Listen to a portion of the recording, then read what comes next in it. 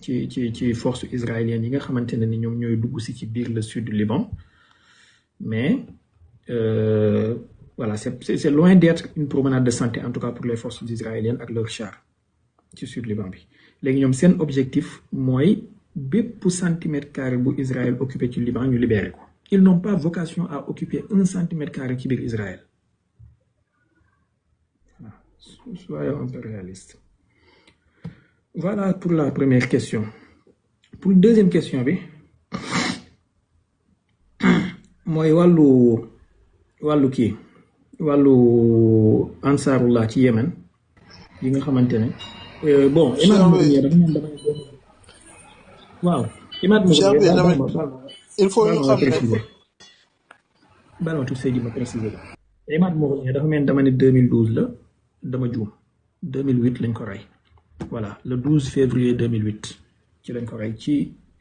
Damas ci Syrie vas-y Bill. waaw xam nga dafa am benn zone bu Liban bu Israël utilisé bu nekkoon sur diggante Israël ak Liban mooy la zone tampon léegi zone tampon bu Israël utilisé woon nga xam ne da ko da cee avancé woon directement ci biir Liban foofu la Libanais yi di songu Israël mooy arrière ndànk-ndànk mais problème mooy du question que ne biir Israël la Liban dugg ñu bëri na xamuñu ne zone boobu moo nekkoon zone tampon parce que boo demee ci frontière bi dafa am benn mur bu fa nekk tant que dépassé wu mur dugg Israël. Voilà merci Bill pour la précision mooy li ma doon wax sànq ci force de FUNUL yi fi ñu taxawoon maanaam zone tampon boobu noonu ñu ngi ko créé woon ci première occupation bi nga xamante ne première ak deuxième occupation bi nga xamante ne ni Israël occupé woon na ko sud du Liban ba Beyrouth xam nga benn bi premier bi 82 la woon ci la Hezbollah judd mbokk yi daal la ci micro s'il vous plaît merci 82 la woon ci la Hezbollah judd léegi après 82 Israël est revenu en 2000 et après 2000 ils sont revenus aussi en 2006 léegi Nations Unies dañoo créer après benn force bu ñuy tuddee FUNUL xaaral ma xool signification FUNUL bi parce que acronyme la je crois que war naa am signification les forces FUNUL.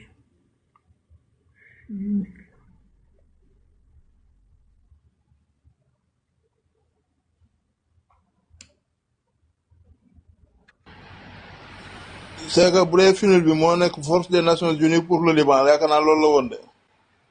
Voilà donc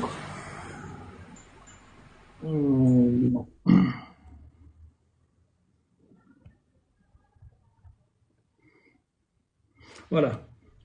FUNUL force intérimaire des Nations Unies au Liban force intérimaire des Nations Unies au Liban FINUL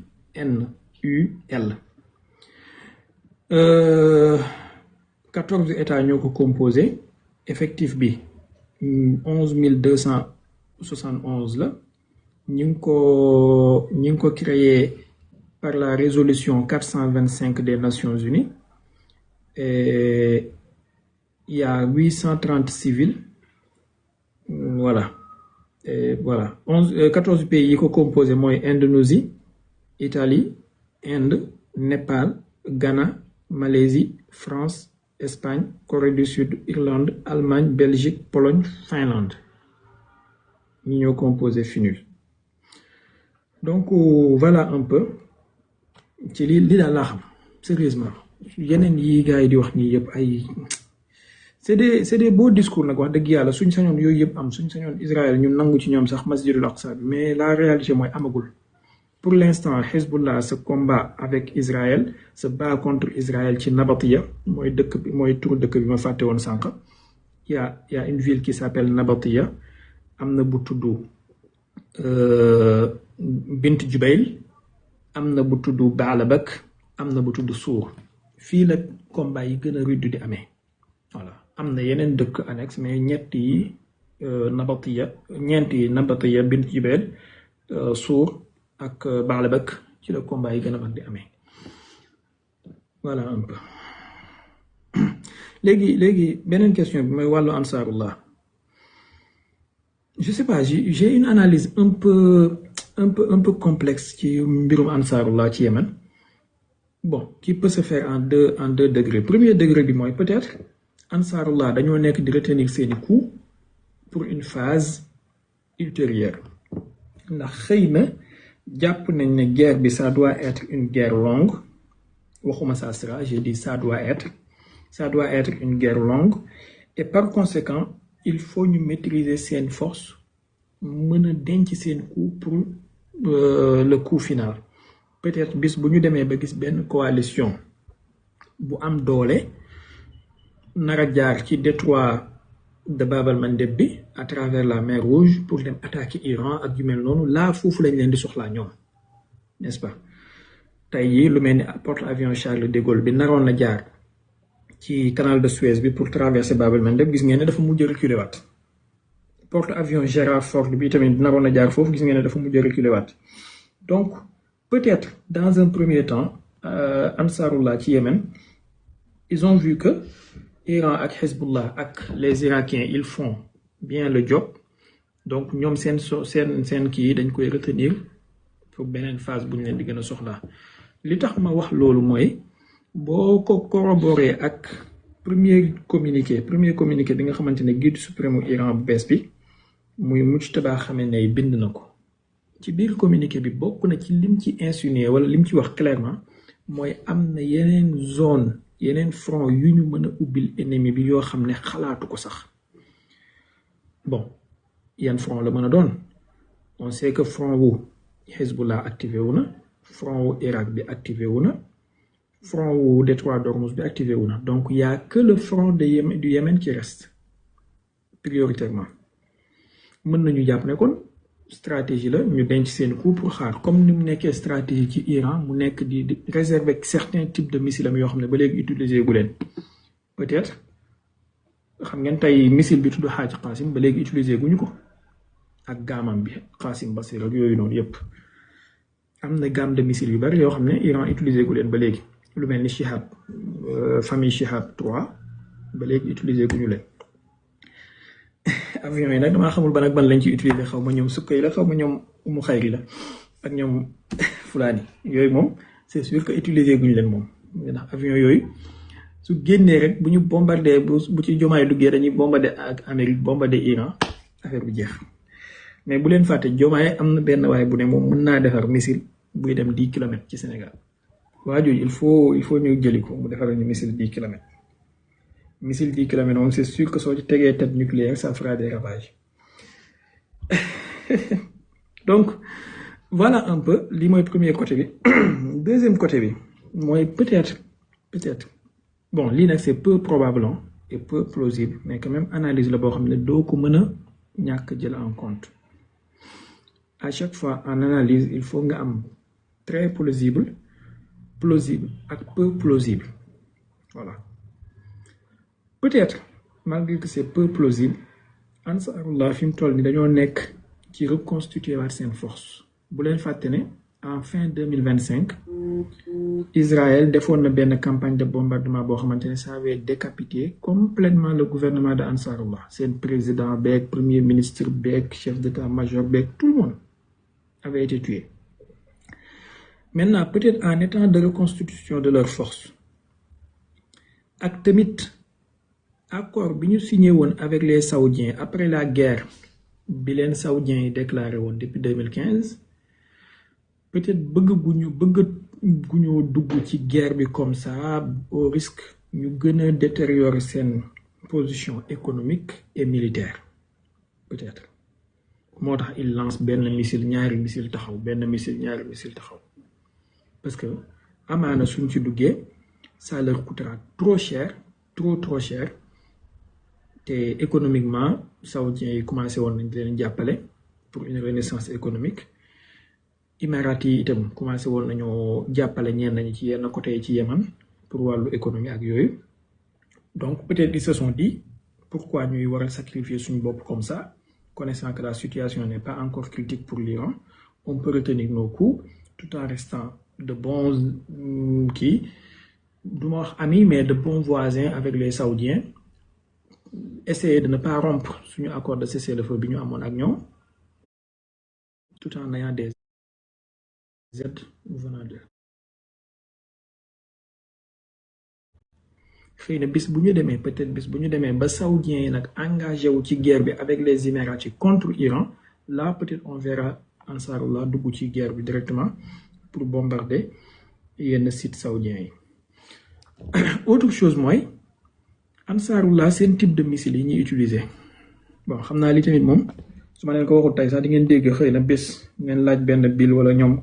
Fulaani ñu commencé di leen wax naan Ansarullah am nañ benn missile bu tudd Daam Ñang gis ngeen Daam Ñang boobu missile la boo xamante ne su naawee nii dafay tas am fukki bopp ak juróom-ñeent c'est pas ça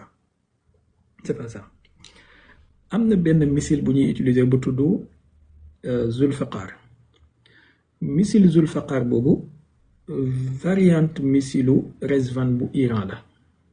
tur bi la ñu changé avec quelques modifications ñu sacrifier charge utile bi au bénéfice de la portée moo tax mu mën a atteindre Israël mooy seen ngan di missile boobu ngay gis. am nañu beneen missile bu tudd Aqil da ngay gis léeg-léeg ci seen paramilitaire dañ koy wane missile Aqil boobu variante missile Ghadr H la voilà ngan di missile bu vert couleur bu vert foncé la missile iranien bi tudd Ghadr H la. am nañu benn missile bu ñuy tuddee ñoom missile hypersonique ñoom waa Ansarullah mooy bi ñu tuddee Palestine 2 mooy bi ngeen gis noonu mu am couleur drapeau Palestine bi ak corps bu noir bi booster bu noir bi en réalité Khaybar Shekan 2 bi la moom da leen iranien yi jox ñu peinturaat ko bon ils ont sacrifié la précision pour bénéfice de la portée pour mu mën a atteindre tout le territoire israélien parce que Khaybar Shekan bi officiellement ça fait 1400-1500 kilomètres et diggante Yémen ba Israël il te faut bu fekkee da nga bëgg a toucher territoire israélien bi yëpp il te faut environ 2000 kilomètres donc pour cela les Iraniens leur font des modifications ci yenn type de missiles yi ils sacrifient soit de la vitesse soit de la précision soit de la charge utile pour obtenir longue portée une portée beaucoup plus longue. Donc Palestine 2 bi ngeen di gis noonu variante missile Khaybar Shekan la au cas où ngeen nar a dégg Daam Ñang ñëw fii naan leen missile boobu noonu voilà asamaan la jógee voilà c'est bien de connaître les choses comme ça yonent bi sallallahu alayhi wa sallam dafa wax ne ilmu kulli shay'in afdalu min jahlihi xam lépp moo gën nga réeree lenn voilà xamal loo mën a xam pour buñ la mën a nax ci dara. allez-y bu dee xam ngeen yeneen ci seen missile yi tamit bu ngeen ma ko fàttalee ma wax leen ban variante la ci leen iranien yi defaral même Hezbollah aussi noonu maanaam c'est juste des variantes de missiles yi leen di iranien yi di modifier jox leen ko pour des besoins beaucoup spécifiques. allez-y kan moo ci toppoon. yaakaar naa man la de asalaamaaleykum wa rahmatullah. non man la maa la njëkk yaakaar naa. yow ku baax yow posé ngeen question ci sama kaw dafa mel ni. non man maa ngi soog a bismillah ayca bismillah. du ma yàgg sax Cheikh Mbaye maa ngi lay bëgg di siyaar ñi teewlu ñëpp am na solo. dafa am information bu ma dégg ngeen wax ci léegi mais dafa mel ne Cheikh Mbaye dañ cee yaatalu mooy ci arme nucléaire bi léegi dama bëggoon nga indil ñu ay leeral arme nucléaire maanaam buñ ko dóoree ay dégâts nan lay toll ci surface ci ay dégâts beneen bi mooy Iran réew yu ko wër maanaam réew yu frontière yan réew ñoo ci allié Amérique nga xam ne buñ dóoroon bombe nucléaire mën na laalaale ñooñu yooyu daal bëggoon naa nga indi ñu ci benn 5 minutes merci. 5 minutes bëri na ne danga may fay xanaa 5 minutes. waaw kon yaa laaj rek. 5 minutes moom su ma ko naree wax man danga may fay moom 5 minutes jàmm bon di leen fàttali ne mbokk mi Tafa la tudd ñoom daan xam nañ lu tax ñuy reetaan mbokk mi Tafa la tudd Tafa mi ci laayefu Mohamed dama ko laajoon benn jour ne ko ndax gis na ne moom Sénégal dafa war am arme nucléaire mu ne ma waaw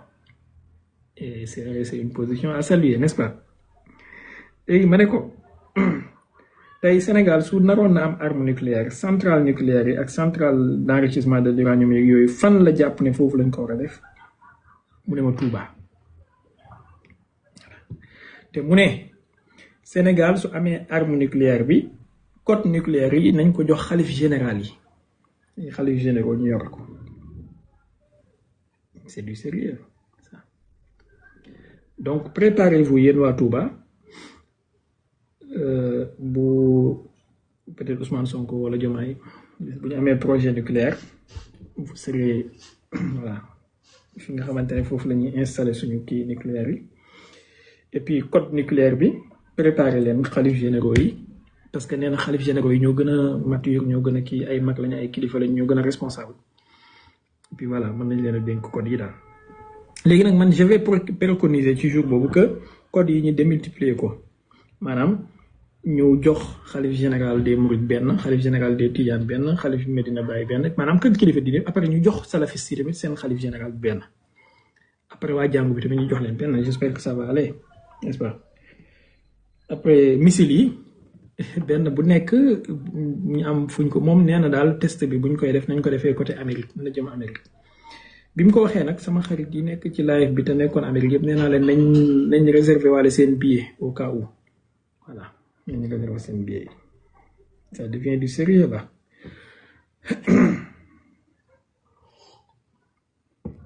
réserver leen seen billet yi léegi salafiste yi seen code nucléaire bi xaw ma Ahmed Lo lañ ko war a jox xaw ma Omar Sall mais il faut mu am kuñ ko ci jox ci ñoom parce que itam il faut équilibrer wax dëgg yàlla man sëñ Mountakha moom j'ai pas de problème parce que voilà kilifa gu toll ni moom bu ñu ko joxee tête nucléaire c'est en de bonnes mains mais léegi salafiste yi nag il faut ñu xool quelqu'un qui a toute sa tête est-ce que Ahmed Lo mi nga xam ne day mer képp lañ ko war a jox nga xam ne moom foo ko gis day mer kanam gi day fasu wala Omar Sall bi nga xamante ne provocateur la tooñkat la moom lañ ko war a jox wala en tout cas de toute façon lu jar a xalaat la te ñu commencé koo waxtaanee dès maintenant parce que sëñ Tafa mii ngeen di gis ku am détermination la ci loolu te yaakaar naa Sonko lay supporter suma juumul Tafa n'est-ce pas te xam naa fii ak 2029 su Sonko Tafa yow pro Sonko nga de. non du ma pro Sonko. Donc fii ak 2029 daal les patriotes. waaw suñu jëlee nguur gi ak lu mu mënti doon Sénégal dina am projet nucléaire boo xamante ne centrale nucléaire yi moom Touba da ngeen ñu commencé utal terrain déjà suuf su barke suuf utal leen ñu fa terrain xaw ma Aliya lay doon xaw ma HLM ngeen koy def xaw ma fan ci côté yooyu noonu xaw ma Daaru Minam xaw ma Daaru Manaan mais utalaalee leen ñu fa terrain boo xamante ne centrale nucléaire yi foofu lañ koy def vous comprenez voilà et puis suñu mbokk yi nga xamante ne ay ingénieurs lañu. Préparez-vous. Les missiles, pour les missiles, on a déjà quelqu'un qui va nous fabriquer des missiles qui ont une portée de 10 km. On n'a pas de problème à cela. Voilà, 10 km. En tout cas, Sénégal, il est entre de bonnes mains. Voilà. Le Sénégal, il y a la main. Et puis, pourquoi? mais yàlla yi tamit faaw ñu am tête nucléaire faaw ñu am code nucléaire yàlla yi xaw ma kan lañ koy dénk ci ñoom mais faaw ñu dénk leen ko. léegi pour ñëw ci question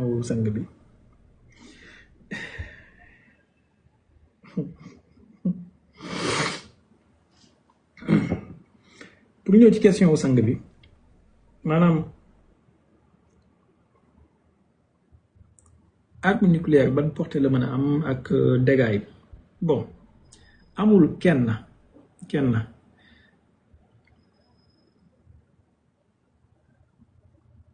daam mu ngi laajte nee na sukka yi Seydou Aliou lañ koy dénk waaw sukka yi moom mën nañ ko dénk Seydou Aliou moom mooy sukkay 35 yeeg sukkay kii 28 yeeg yooyu xam ne dañuy porter ay tête nucléaire waaw ak ñoom bil ñi pourquoi pas xam nga tailleur yi ñoom xam nañ naka la ñuy bil yaakaar naa tailleur yi xam nañu naka la ñuy dugalee tête nucléaire ci biir avion ñaw ko ba nga xamante ne nii avion bi dafay nekk furtif parce que radar yi du détecté bombe bi n'est-ce pas bil après dañuy wut ay wëñ rek ak ay fil yu dëgër yoo xam ne boo dugalee tête bombe bi ci biir avion mën nañ koo ñaw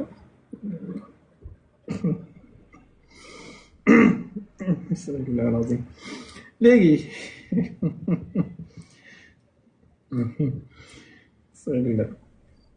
léegi ma ne arme nucléaire moom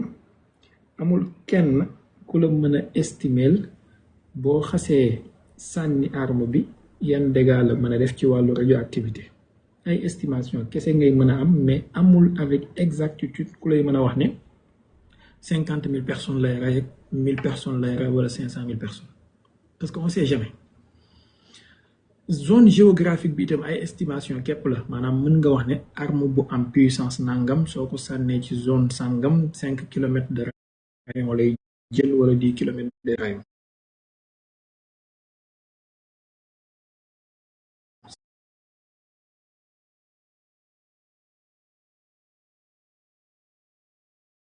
avec le vent avec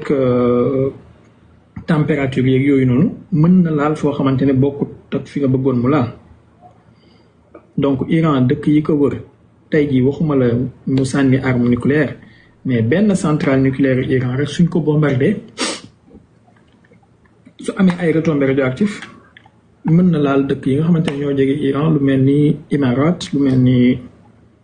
Arabie Saoudite ak Qatar ak Bahreïn ak Koweït par exemple centrale Boucher bi lu tax gars yi di ci tiit mooy dafa nekk ci côte détroit d'Ormuz bi et par conséquence réew yi nga xamante ne ñoom ñoo borde détroit d'Ormuz bi suñ bombardé centrale boobu ñoom ñëpp dañuy jël seen wàllu ci retombées radioactives yi donc voilà un peu tey Iran su naroon a sànni arme nucléaire ci biir Israël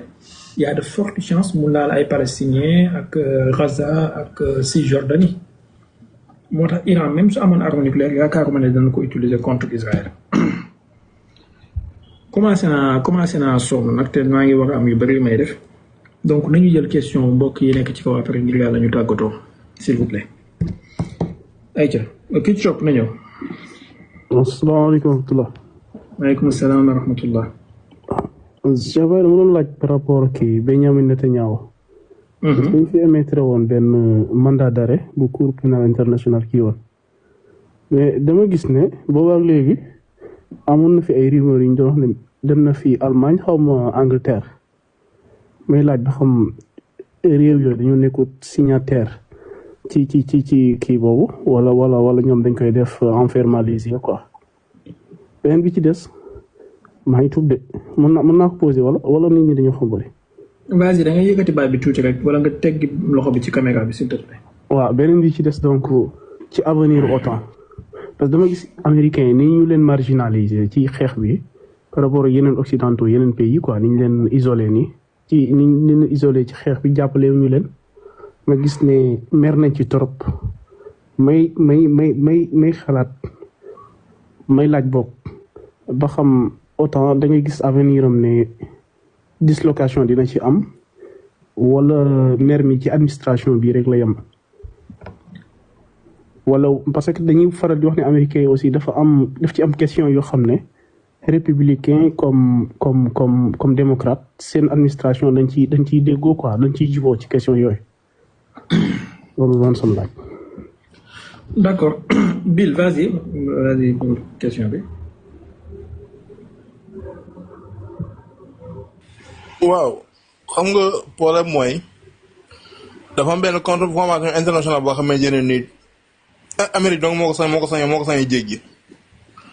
mooy les présidents en exercice ak les premiers ministres en exercice boo xam ne dañ leen war a protéger à travers le monde Amérique moo rek képp mooy jël fekk président jàmm ñoom na ko ca période keneen tegewu ci ñeneen ñëpp convention boobu moo leen di protéger loolu moo tax donc soo dee xool Benjamin so presque état yi muy jaar yëpp ay état alliés lañ kon ñooñu moom nu ñu ko jàpp te même bu fekkente ne parce que boo xoolee Israël ba mu commencé léegi am na plus de 700 résolutions yoo xamante ne appliqué wu ko Israël benn résolution képp la mos a appliqué mooy la guerre des 12 jours bi nee cessez-le-feu moo njëkk a taxaw keneen tegewu ci kon kooku du pays buy respecté benn institution internationale kooku moom jëlu cee xaar moom loolay problème bi. pour wàllu OTAN bi Bill vas-y deuxième partie question bi. xam nga OTAN ñu bëri dañu yaakaar ne day tas mais OTAN problème mooy xam nga États-Unis dafa am benn système boo xamante ne nii dafa reposé wu ci 4 piliers benn bi c'est l'industrie de la guerre deuxième mooy le pétrole dollar troisième mooy big pharma ak le big data ñeent yi ñoo yor États-Unis te ñeent ñi pour ñu prospérer dëgg-dëgg foog moo nekk en conclusion ak en conclave ak l'OTAN parce que problème mooy l'industrie de la guerre bi nga xam ne États-Unis moom la am boo dee xool ñiy jënd industrie boobu noonu ñi koy jënd mooy les 2% des budgets des pays de l'OTAN léegi sax yokk na ko def na leen imposé na leen 5%. kon déjà kooku fekkee ne bàyyi OTAN day exactement dem problème pour mën a jaay l'industrie de la guerre bi nga xam ne dafa bokk ci prix États-Unis. deuxième bi mooy soo jëlee tey li nga xam ne mooy sécurité Orange Palantir nga xam ne moo ko yor États-Unis ko géré li nga xamante ne nii mooy le transfert de fonds comme ay par exemple ay Visa ay Mastercard yooyu yëpp États-Unis ko géré boo demee tey à travers l'OTAN la plupart des pays de l'OTAN am nañu ay bases américaines te yooyu xëy délocaliser du yomb kon yaakaar naa États-Unis Orange tàggoo guñ loolu daal laa rek mën a wax li gën a gaaw. merci beaucoup merci mbokk mi yaakaar naa jot nga sa réponse pour gàttalal la daal l'OTAN c'est l'outil militaire des États-Unis donc pour rien au monde États-Unis coow li muy bari ils vont pas se débarrasser de l'OTAN parce que ça leur permet tous ces tas de choses yi nga xamante ne moom la biir wax allez na keneen ñëw s'il vous plaît. maaleykum Cheikh Baye. maaleykum salaam daa am nañu la ci biir mbokk mi est-ce que duñ bàyyi affaire bi jël tasalsul wala. maa ngi tuub de da nga wax ne keneen ñëw dégguma kenn. waaw vas-y comme yaa njëkk a ubbi sa micro vas-y. waaw maa ngi siyaar gaay te ma leen wax ñu fexe matal 1 million tapata bi balaa live bee jeex. ndeysaan. waaw dama amoon benn laaj. ba gaay yi dañoo bari maanaam comme dama dégg ñuy wax cessez-le-feu pour 45 jours quoi. cessez-le-feu boobu ma bëggoon xam ban jàngat nga si am ak jàpp nga ni Iran dina nangu cessez-le-feu boobu ñuy wax daal en plus tamit ndax cessez-le-feu boobu ndax Amérique defu ko pour jéem a defaruwaat pour jéem a naxaat Iran daal. jaajëf question boobu laa amoon quoi jaajëf. merci beaucoup jaajëf yow de li nga def nii moom neex na ma trop ñëw poser benn question ça se voit que patriote nga patriote yi rek ñoo am efficacité bi. léegi yaakaaruma ne Iran dina nangu cessez-le-feu 45 jours yaakaaruma ko suñ ko nangoo pertement bu rëy lay doon ci ñoom dana leen jural rëccu bu rëy parce que cessez-le-feu bi américains yi dañ koy wut pour mën a réarmer waat seen bopp mën a noppalu mën a réorganiser waat seeni troupes wax naa ko ci tàmbali live bi tey su ko iranien yi nangoo mooy daanu nañ ci piège boo xamante ne dana leen coûter cher donc jusqu'à présent li may jot a gis ci information en direct nii gisaguma luy wane ne iranien nañ ko nangu def nañ nag contre proposition ñoom nee nañu seen contre proposition mooy arrêt de la guerre pas un cessez-le-feu ba pare itamit mooy guerre bi na arrêté ci front yépp maanaam Israël compris ak yeneen front yépp pas juste rek ci Iran ak tamit lever des sanctions toutes les sanctions loolu c'est sûr que américains yi duñ ko nangu pour l'instant maintenant nag su fekkee man def naa une proposition boo xam naa ne yow doo ko nangu yow nga def une contre proposition boo xam ne xam nga ne man duma ko nangu qu'est-ce que cela veut dire que guerre bi dafay continuer à moins que kenn ci ñun ñaar capituler voilà et je ne vois pas les Iraniens capituler à ce stade-là parce que pour l'instant ñoom ñoo am upper hand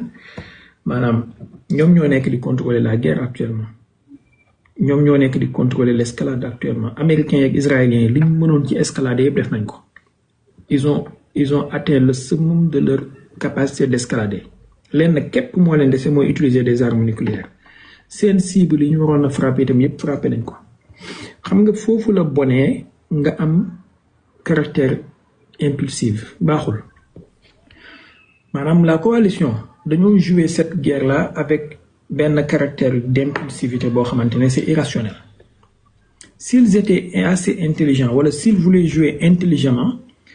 dañuy contrôler seen capacité d'escalader la situation mooy li ñuy tuddee escalade graduelle mais le fait que nga ñëw dès le premier jour tu tues le guide suprême tu bombardes des casernes militaires tu bombardes des centrales tu bombardes des nangam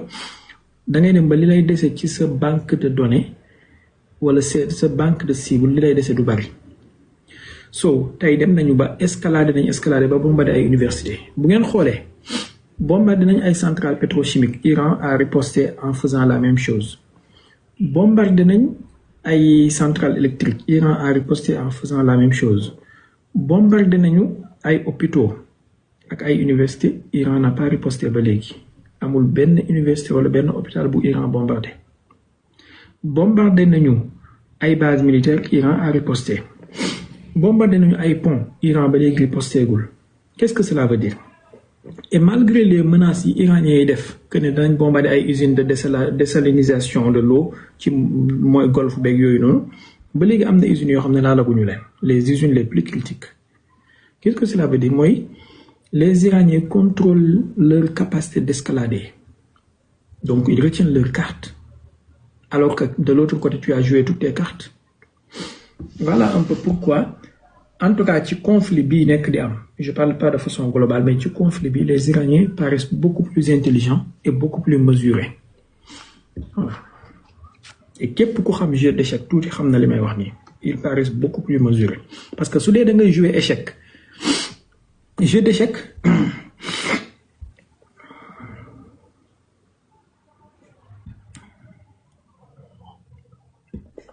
ci jeu d'échec dafa am lu ñuy tuddee ay pion, am tour, am fou du roi, am cavalier, am reine wala la dame, am le roi. Léegi su dee da ngaa bëgg a jouer aux échecs nga jékki-jékki rek jeter say cavalier, jeter say tour, jeter say nu mu tuddati say fou du roi, jeter sa dame, dara deseetu la. Tu as perdu. Alors que ki ngay jouer ak moom ay pion ngay jël, mais mu ngi garder sa dame, mu ngi garder ses fous, mu ngi garder ses tours, mu ngi garder ses cavaliers.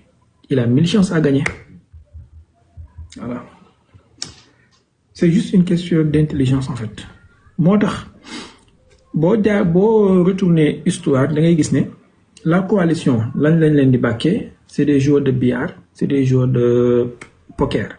Alors que les Iraniens lan lañ leen di bàkkee, c'est des joueurs d'échecs. Et ku xam tuuti entre les deux jeux, il y a une différence comme le ciel et la terre. Moo tax su ngeen amee seeni doom dee leen di jàngaloo seeni doom, mais aussi dee leen joueloo seeni doom ay jeux d'intelligence, surtout jeux d'échecs ak ay Rubik's Cube ak yu mel noonu. C'est très important, très très important. Ngeen bañ di jox seeni doom ay tablettes ak i smartphone ñuy seetaan ay vidéo képp ak ay Tom and Jerry. Amul benn njëriñ, ça participe à abrutir le cerveau de l'enfant. C'est un conseil. Évitez leen écran bu bari bi ci bëtu xale yi. Ba ci mag ñi sax ngay gis mag moo xam ne dafay téye téléphone am, amul benn jeu bu mu ciy joué lu dul ay jeu wu ping pong wala yu kenn xamul di doog muy tëb di daanu, wala muy seetaan ay série matin midi et soir. Alors que mën na jouer ci téléphone am, même bu dee day jouer ay jeux yoo xamante ne mën na yokk intelligence am, que ça soit jeu d'échecs, que ça soit sudoku, que ça soit Scrabble, que ça soit Rubik's Cube ak yu mel noonu. Voilà. waaye ay jeu poker yeeg jeu billard yeeg amul lu muy yokk ci sa intelligence lu bari. Et vous voyez la différence entre l'approche bi joueur d'échecs yi que sont les Iraniens am ak ku mel ni Poutine ci yenn dossiers yi, ak approche bi joueur de poker menteur bi ku mel ni Trump am. Kii approche am ay bëf saaga dóor xas rajaxe lépp la. Ñii nag seen approche c'est beaucoup plus holistique, beaucoup plus calculateur, beaucoup plus méthodique. Et à long terme c'est l'approche gagnante. Voilà. Ils sont gagnants à long terme. Mënoo ci dara. Tu auras beau tuer seen guide suprême, tuer seen généraux, tuer nangam, mais depuis presque 40 jours, maanaam depuis le 28 février ba léegi, tu es incapable d'ouvrir le détroit d'Ormuz. Voilà où se trouve l'intelligence. Tu tues le guide suprême, tu tues le chef du renseignement, tu tues les chefs militaires, tu assassines, tu bombardes, tu tues, tu détruis. Tu es incapable de sortir ta gorge ci xoj bi ñu la xoj économiquement. Voilà un peu. Voilà. waaw mais Cheikh bi xam nga problème mooy États-Unis ñoom. dañoo am benn modus operandi boo xam ne c'est bien roulé. on utilise à travers tous les pays. mais nag problème mooy dañoo étudier Iran moo tax loolay problème bi. exactement xam nga problème dañoo utiliser modus operandi mu jàll sur tous les pays. ñi ñëw répéter le même schéma à travers l'Iran mais l'Iran n'est pas les autres pays schéma yi bokkuñ. exactement parce que pour exactement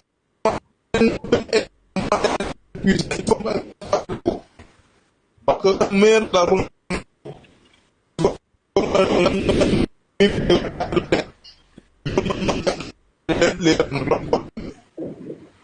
parce que déjà ñoom ci loolu doon dox mooy toujours noonu la dañuy def la pyramide inversée bi nga xamante ne moom lay ñëw dañuy éliminer le guide bàyyi la population def le reste mais Iran boo ko yooyu pays loolu moo leen nax nag. exact am na solo Bill amoon na solo yéen mbokk itam xam naa da ngeen may jéggal rek ma tàggu leen depuis 18h passé 19h mooy ñu ngi fi et 22h on a d'autres choses à faire. Il y a d'autres gens yu taal live après mën ngeen dem ci live yooyu ngeen déglu et puis voilà personne en tout cas moi je n'ai pas le monopole de la vérité li may wax du des paroles d'évangile ni des paroles du Coran mën naa am ma juum mën naa am ma analyser mu tombeeg li am voilà prenez-le bu leen arrangé wul jàpp leen ne ab juumkat ab doomi aadama bu matadi moom mooy wax rek et puis voilà en tout cas les faits ñun ñëpp ñoo ci bokk yem capacité analytique bi yéen a ma ko ëpp intelligence bi yéen a ma ko ëpp dañuy essayer rek xëy na di jàngat affaire yooyu noonu yal na yàlla defal ñu jàmm defal leen ko yal na yàlla sàmm leen sàmm ñu musal ñu ci musiba ak balaa ak tas yaakaar ak déggu ñaaw sutura bu xawee ko yal na yàlla boole ñu ci xutb yi boole ñu ci milliardaires yi yal na yàlla def ñu nekk ay ndimbal ñeel l'islam def l'islam mu nekk ndimbal ñeel ñu ci barke yonent bi sallallahu alayhi wa sallam barke bépp jàmm bu am ngërmande yàlla. Prenez soin de vous et le conseil habituel suñ ñëwee pour merloo la soo fexee ba meroo yaa gagné suñ ñëwee pour xeex ak yow soo fexee ba xeexu leen yaa gagné allez à demain inchallah wala à la prochaine je sais pas quand est-ce que ça sera prenez soin de vous salaamaaleykum wa rahmatullahi wa barakatuh